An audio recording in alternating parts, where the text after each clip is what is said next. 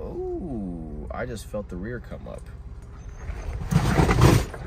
There's more stuff coming down. What is up, guys? Dakota here, and welcome back to the Driven Mad channel. So in today's video, it's all going to be about two-door Bronco and two-door Wrangler and kind of which one is easier in certain situations to off-road versus the other one, and just kind of some of the main differences. Now, before we get into it, I do want to preface this by saying, because I know some of the comments will be like, oh, but you're biased towards this, blah, blah, blah. Nope. I spent my own money on the Jeep, and I ordered it from the factory. I also ordered the Bronco from the factory.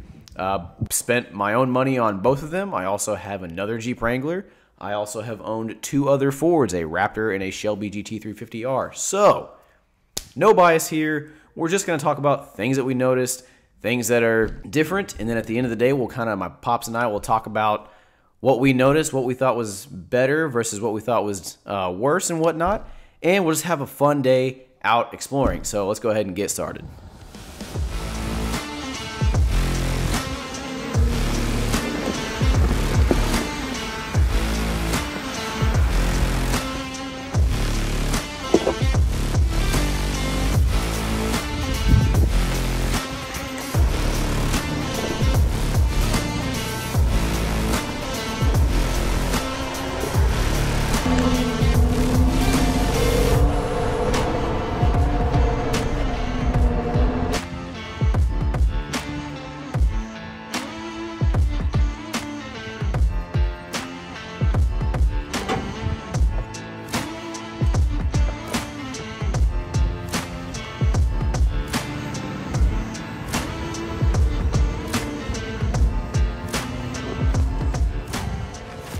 Now we'll see what I need to do. Let's go up this little hill here. Currently no lockers, just 4 low. Swipe up disconnect. Okay, what are we at? We're at 25-degree incline. Let's try the rear locker. Hit it with a little bit more momentum here. Nice. There we go. Good job, Bronco. Ooh. And this time I'm gonna start off locking the rear diff just because I don't know necessarily how it's gonna go.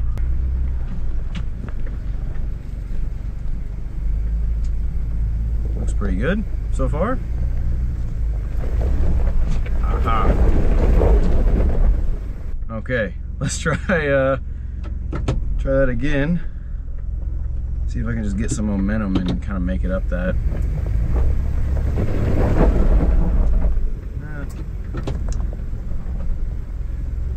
Let's lock the front. All these buttons. And there we go. Hey, rock sliders.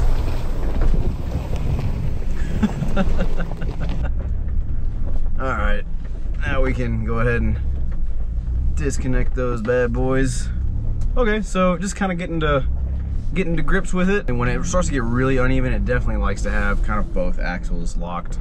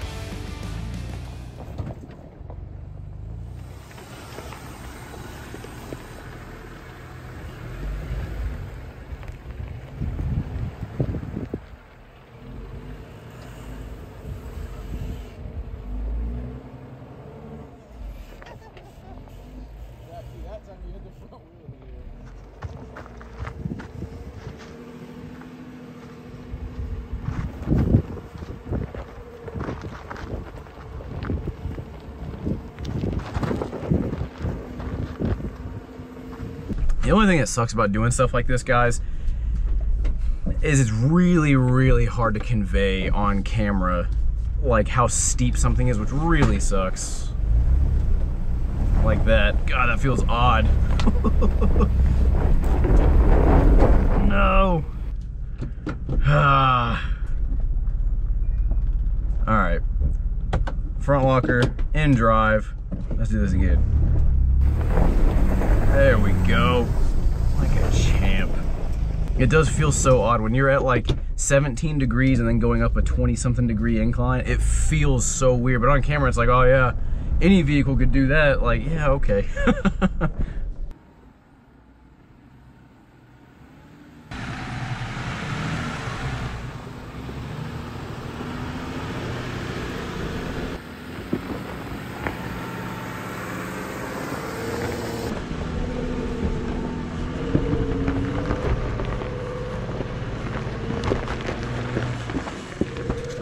All right, guys, so real quick, just kind of catch you guys up on what we're doing. I'm actually in the middle of wheeling at the moment, but just so far what I've noticed is you kind of, oh, there goes something. I don't know what that was. But you kind of have to use a bit more momentum so far, I've noticed, with the Bronco. You know, you kind of, oh, there's a case in point right there. So there's no, I didn't have any diff locks right there, but we're kind of flexing and kind of getting one wheel up. And if you don't hit it with a little bit of momentum, it, you know, you're just gonna end up spinning one wheel. And so you either gotta give it a bit more momentum or use a locker or two. Just kind of first impressions there on, there it is again. Because this particular trail that we're on is called Sigosaurus? I don't know. I'm just going with that. But let's see. Yeah, nah. We're just gonna lock the diff on that one. There we go. So it didn't work. On this particular trail, there's intermediate and there's advanced. Right now we're on the advanced section. And so far, both of them are able to do it. It's just the different techniques involved in doing, you know, the Bronco versus the two-door Wrangler. It's just kind of interesting to see the difference on how you wheel them so far. So what we'll probably do is keep going. We'll get to a lunch stop, and then we'll probably switch once we do that. Oh, I just felt the rear come up. Not sure how I feel about that. There's more stuff coming down. Anyways, guys, we'll catch up with you then.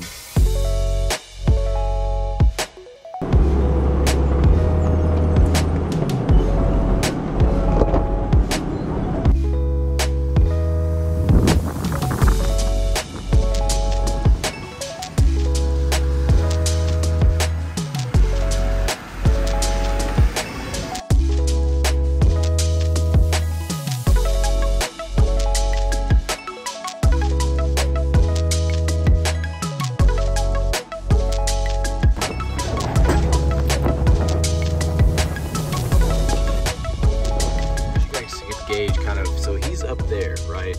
So I'm currently sitting tilted like this, and we're about to turn and go up like that. So I'm not, I really wish I could get this on camera to do it justice, but I can't. It's really hard, and the cameras mess everything up. So again, this looks right, but I'm actually sitting like this. As you guys can see here, I'm actually sitting at a 17-degree angle with a 7-degree pitch down, and we're about to go up. Manual Jeep time.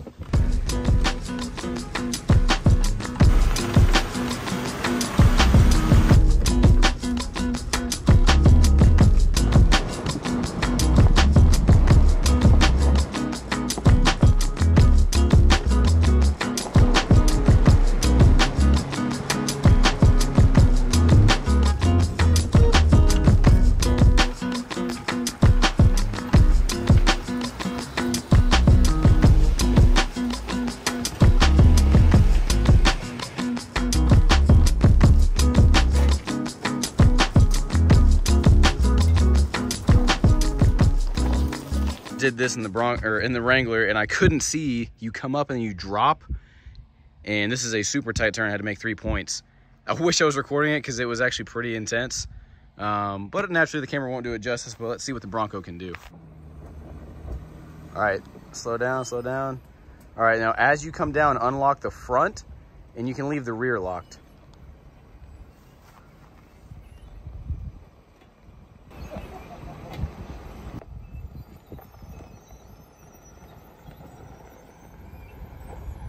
All right, now start to turn, yeah, start to turn passenger. There you go. There you go. There you go. Right there. Yep, keep going.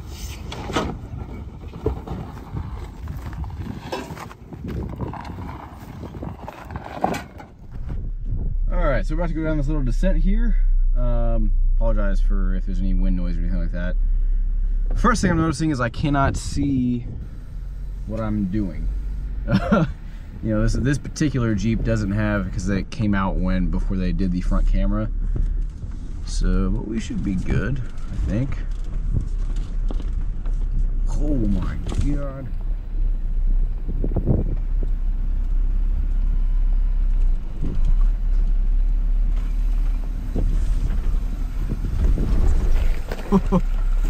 Wow. That felt nuts.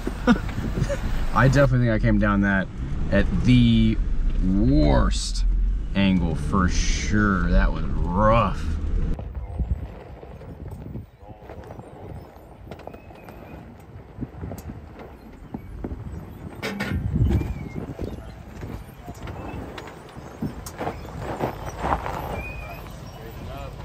That is definitely... That was intense, huh?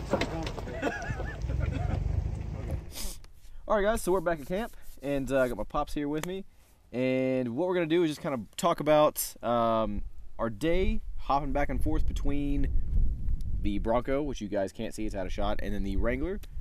Just kind of some of the things that we noticed that maybe we like about one or the other, or just differences.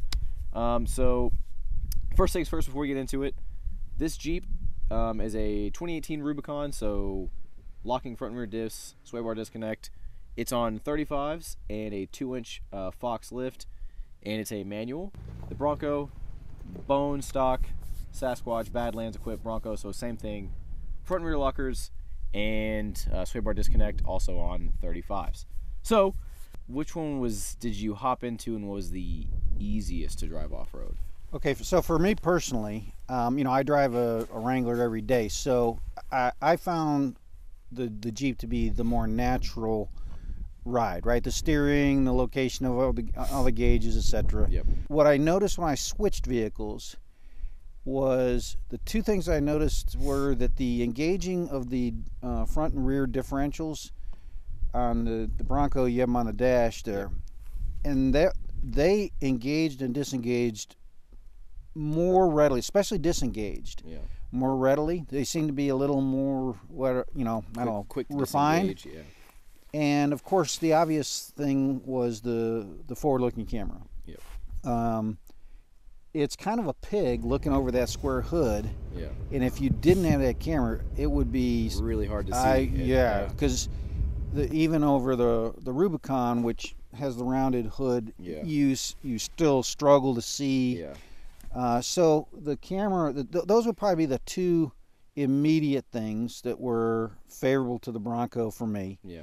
The third, if there was a third, is as you crest, for me it seemed, whether it was coincidence or whatever, as you crest the hill, you know, a steep climb, the Bronco seemed to come over the top of those crests better.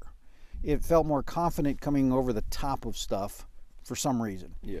In every other respect, my personal comfort was with the Rubicon. It felt more sure-footed. Turning radius, you know, the wheelbase a little shorter. The turning, it was a little more nimble. Yeah. And probably the biggest plus for me was the first gear, foot off the gas, downhill engine and gear crawl. braking. Yeah. The Bronco, being an automatic, it tends to pick up a little more speed. Yeah. And I didn't need to use the rear differential, either differentials, quite as much as frequently as that. Yeah. And you and I talked about this. I think that's the Bronco's a heavier. I think just to get up some of that loose gravel, it needed a little more traction sometimes. As some of you guys will have seen when we were kind of going through the stuff, the Bronco has independent front suspension, so you'll see in the few clips it was lifting the front wheels a bit more often than the Wrangler. There was a spot or two where the Wrangler did it, but it was more often in the Wrangler. And as you and I talked about, it would come up, a lot of weight would be off the front, and then if it dipped slightly, this wheel would suddenly just start to spin, so you kind of need to engage the locker, whereas the Wrangler, having a bit more flex, kind of allowed it to go up. Now, we should point out, both vehicles obviously are here. They made it. They did the whole thing. It's just in the really tight, technical, really flexy stuff, the confidence came from the Wrangler being able to keep more of that traction and contact patch, as opposed to the Bronco. You three-wheel it, and it makes you. It still handled it, but it's a little unsettling when you're not used to it. And engaging. So when you would start to lose a little confidence. Yeah. The engagement was quick and very seamless in the Bronco, so it recovered nicely. Yeah.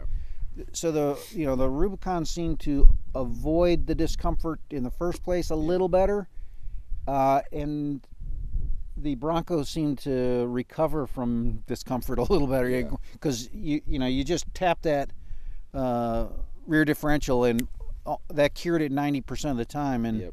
And as you came over over the crest, you'd tap it again, and it was almost immediately off, so you could make those sharp pivoting turns at the peak. Yeah, and now, so I guess when it comes to which one's easier to off-road, if these were both automatics in the type of trails we did today, because this obviously depends on what type of trails you're running. The type of trails we did today, the easiest one to off-roaded probably would have been the Jeep if it was an auto, and also had that front-facing camera, because the Jeep does have better visibility out of the front, but as soon as that nose starts to come up, it doesn't matter anymore because you can't see. Yeah. So having that front camera on the Bronco really kind of negated that fact. But a Wrangler, two-door Wrangler just like this with an auto front-facing camera in today's trails would have been easier to off-road for someone who hasn't done it. I'm comfortable with the manual, right? But for someone who's maybe not quite as comfortable, because it's not that it's, those would be the two things. It's just the manual just adds an extra step. So if you're because you got to remember that you can't just put your foot on the clutch and then that's okay, because then you'll just start rolling backwards. So it's or rolling forwards downhill depending on where you are in the trail. So it adds an extra step. But when we're talking about if you're new and you're beginning and you're coming out with your stock vehicle, and you're doing really technical stuff where you're getting really flexy, when you're really flexing it out, the Wrangler's probably better. Now, if you're the type that you're not going to hardcore flex it out, you're going to go do some wide open stuff, as we talked about, the Bronco's definitely more comfortable. Yeah. And it still handled that stuff. It's just, but it's way more comfortable it outshines the Wrangler in the more open, higher speed, as much head toss and. Oh, that's a good point. A couple times, the Jeep, it would drop off in your heads. Yeah. I'm 6 foot tall. Yeah. So I'm not extremely tall, but I'm, I hit my head on the tube in the Rubicon. Mm-hmm. I don't think there's any way I could possibly hit my head in the Bronco. It's about 2 inches above my head. It's got a little bit more clearance, and you're not. And if it drops down on one side, it's not throwing you off. So that was something I noticed. If you're a little bit taller, a Bronco, and you're going to be doing some of these rugged, like last year we did Top of the World at Moab, and that one threw me back and forth numerous times against the in the 392, the 392. Like I said, guys, today's video was mainly just about kind of which is easier, because neither one of us are experts at off-roading, but we've done it a consistent amount to where we enjoy it, and it's just to kind of see hopping back and forth between the two. Did we notice major differences to where it was like, oh yeah, this vehicle can't do this, or this vehicle can't do that? And they both can, but they just have their pros and cons, just like anything. But it's just on that super tight technical stuff, the Wrangler is a little bit more suited to it, which shouldn't come to a surprise of anybody, just because it's a shorter wheelbase, live axles in the front and rear, so it flexes a little bit more. But with that being said, the Bronco was able to handle it and do it just fine. It's just you three-wheel a bit more, which if you're new, is unsettling. Yeah. Because it feels weird when you get that one wheel to come up in the air, you know, 4 feet, and then you're just kind of sitting there and you can feel it rocking back and forth.